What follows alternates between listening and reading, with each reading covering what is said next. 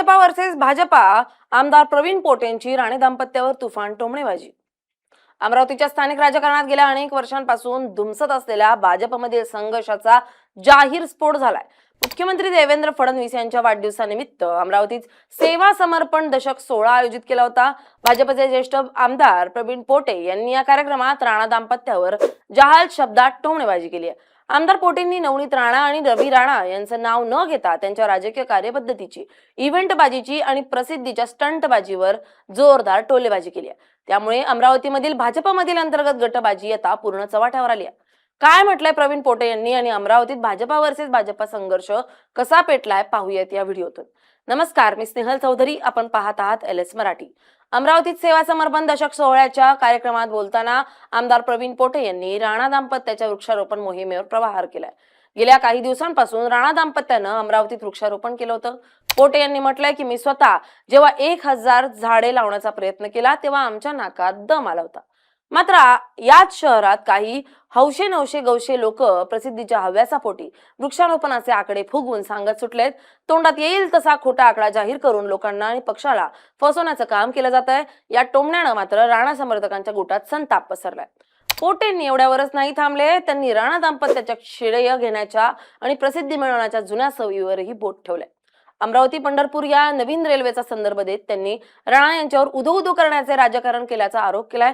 पोटे यांनी म्हटलंय की डॉक्टर अनिल बोंडे यांनी विशेष प्रयत्न करून रेल्वे मंत्रालयाकडे सातत्यानं पाठपुरावा करून अमरावतीसाठी पंढरपूर रेल्वे मंजूर करून आणली होती आणि ती सुरू केली। पण दुर्दैवानं आमच्या भाजपच्या कार्यकर्त्यांना आणि आम्हाला या कामाचं श्रेय ओरडून सांगता आलं नाही आणि त्याची जाहिरातबाजी करता आली नाही। ज्यांनी यासाठी एक साधं पत्रही दिलं नव्हतं त्यांनीच या रेल्वे गाडीचं इंजिन पकडून स्वतःचा मोठा उदो करून घेतला आणि अमरावतीत आम्हीच रेल्वे आणली असा ढोल वाजवला, अशी सडकून टीका पोटे यांनी केली आहे। या भाषणादरम्यान पोटे यांनी स्वतःच्या भाजप निष्ठेची तुलना पक्षात नव्यानं आलेला आणि सत्तेसाठी भाजपची कास धरणाऱ्या नेत्यांशी केली आहे।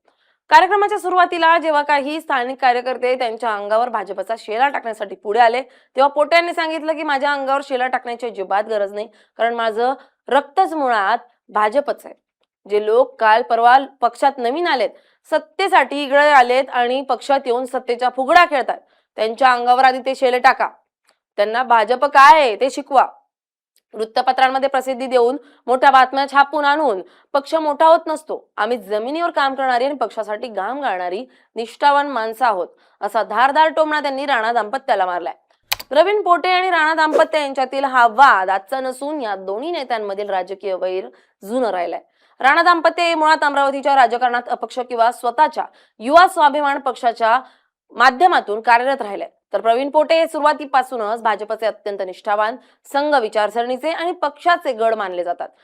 जेव्हा जेव्हा राणा दाम्पत्यानं भाजपच्या जवळ जाण्याचा प्रयत्न केला तेव्हा भाजपमधील जुन्या नेत्यांना, विशेषतः प्रवीण पोटे आणि डॉक्टर अनिल बोंडे यांना बाजूला सारलं गेल्याची भावना स्थानिक कार्यकर्त्यांमध्ये निर्माण झाली आहे। लोकसभा निवडणुकीत जेव्हा नवनीत राणा यांना भाजपनं अंतर्गत विरोधाला न जुमानता कमळ चिन्हावर उमेदवारी दिली तेव्हा हा वाद उघड झालाय।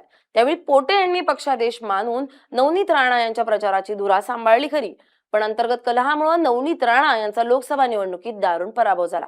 नवनीत राणा यांच्या पराभवानंतर प्रवीण पोटे यांनी भाजप शहर जिल्हाध्यक्ष पदाचा राजीनामा देऊन एक राजकीय खेळी खेळली होती, ज्यातून त्यांनी राणांच्या पराभवाची नैतिक जबाबदारी स्वीकारल्याचं दाखवलं, तरी प्रत्यक्षात त्या पराभवामागे अंतर्गत खतखत कारणीभूत होती हे लपून राहिलेलं नाहीये।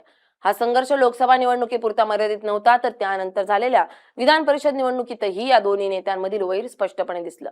विधान परिषदेच्या अमरावती स्थानिक स्वराज्य संस्था मतदारसंघासाठी भाजपनं पुन्हा एकदा प्रवीण पोटे यांच्या नावावर शिक्कामोर्तब केलाय आणि त्यांना तिसऱ्यांदा उमेदवारी दिली। या उमेदवारीला राणा दाम्पत्यानं पडद्यामागून विरोध केला होता आणि भाजप पक्षश्रेष्ठींकडे पोटे यांच्याऐवजी दुसऱ्या नावाचा आग्रह धरला होता, अशी जोरदार चर्चा राजकीय वर्तुळात रंगली होती। पोटे यांनी जेव्हा आपला उमेदवारी अर्ज दाखल केला तेव्हा महायुतीचे सर्व प्रमुख नेते उपस्थित होते, मात्र राणा दाम्पत्यानं दिल्लीत असल्याचं कारण सांगत या महत्वाच्या कार्यक्रमाकडे पाठ फिरवली होती। या गैरहजेरीमुळे महायुतीत सर्व काही आलबेल नसल्याचं सिद्ध झालं होतं। जरी नंतरच्या काळात निवडणुकीच्या गणितांमुळे पोटे यांनी स्वतः राणा यांच्या कार्यालयात जाऊन त्यांचं मन वळवण्याचा प्रयत्न केला आणि तात्पुरती दिलजमाई झाल्याचं चित्र निर्माण केलं गेलं असलं तरी मनातील कडू भावना आणि अंतर्गत स्पर्धा कधीही संपली नव्हती। पोटे यांनी तिसऱ्यांदा मोठ्या मताधिक्यानं विजय मिळवल्यानंतर भाजप पक्षश्रेष्ठींनी अमरावती जिल्हा आणि शहर भाजपच्या अध्यक्षपदांवरून राणा समर्थकांना हटवून पोटे यांच्या कट्टर समर्थकांची नियुक्ती केली, ज्यामुळे पोटे यांचे अमरावती भाजपवरील वर्चस्व पुन्हा एकदा प्रस्थापित झालं आणि राणा दाम्पत्याची स्थानिक पातळीवर नाकेबंदी झाली. पोटे यांच्या या तोफ डागण्यामुळे अमरावती महायुतीमधील राजकीय वातावरण तापलंय. एका बाजूला भाजपमधील निष्ठावान गट आता राणा दाम्पत्याला कोणत्याही परिस्थितीत अमरावतीच्या राजकारणात स्पेस देण्यास तयार नाहीये, तर दुसऱ्या बाजूला राणा दाम्पत्य देखील आपल्या जनसंपर्काच्या आणि थेट दिल्ली मुंबईतील नेत्यांशी असलेल्या संबंधाच्या जोरावर भाजपच्या त्या स्थानिक विरोधाला चोख प्रत्युत्तर देण्याच्या पावित्र्यात आहे. आगामी निवडणुकांच्या तोंडावर भाजप विरुद्ध भाजप म्हणजेच मूळ भाजप विरुद्ध आयात केलेले नेते हा संघर्ष अमरावती पुरता मर्यादित न राहता संपूर्ण विदर्भात महायुतीच्या जागा वाटपावर आणि राजकीय समीकरणांवर मोठा परिणाम करणारा ठरणार आहे, हे मात्र नक्की.